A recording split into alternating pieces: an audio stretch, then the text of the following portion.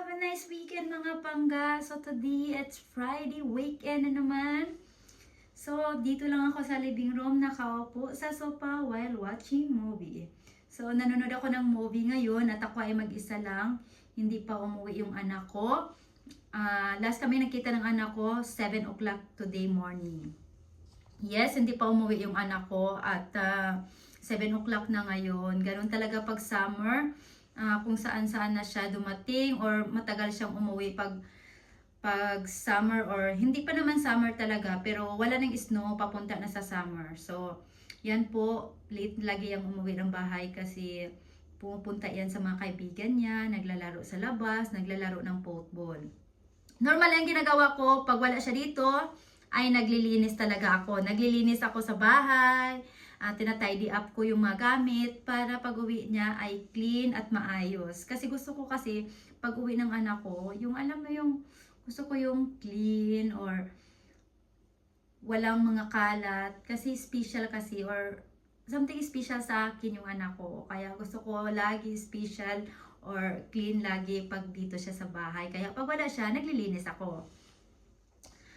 So, nabanggit ko kanina na 7 o'clock kami last nagkita ng anak ko today early morning kasi 7 o'clock ko siya giniwan dito sa bahay kasi pumunta ako ng meeting. Wala akong trabaho today kasi may meeting kami lahat ng nagtrabaho sa kindergarten.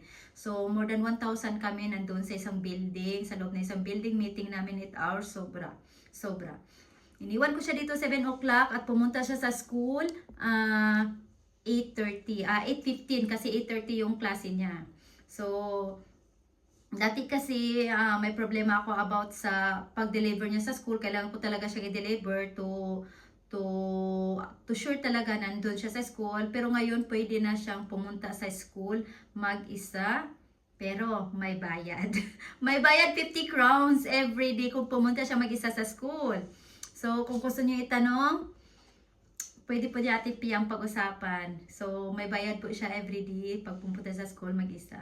So ngayon, ang pag-usapan natin ay weekend at dito ako sa living room ngayon, mag-isa, nakaupo at relax time kasi hindi na ako kailangang maglinis. Normally, pag wala siya dito, mag-isa lang ako, naglilinis talaga ako. Pero hindi na ako kailangang maglinis kasi naglinis na ako kahapon. Kaya ngayon Friday, relax time na talaga ako.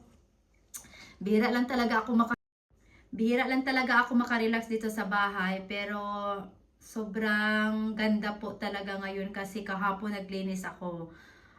Meron kasing bisita kahapon kaya nakapaglinis ako kahapon. Alam niyo bakit kaya no na kung may mga bisita doon lang tayo maglinis. Sinong nakarelate diyan? Pero mag-isa lang ako sa bahay at yung anak ko ay matagal pa yun uuwi. Kaya minsan iniisip ko pag mag-isa lang ako sa bahay at sana may mag-text sa akin, mag-invite, go to disco, go out, drink, ganon, magpunta ng bar, go out, mag-disco, magpunta ng bar. Yun yung ano ko na sana may mag-invite sa akin, paminsan-minsan. So, yan po, go out for dito, go out for dito. Hello!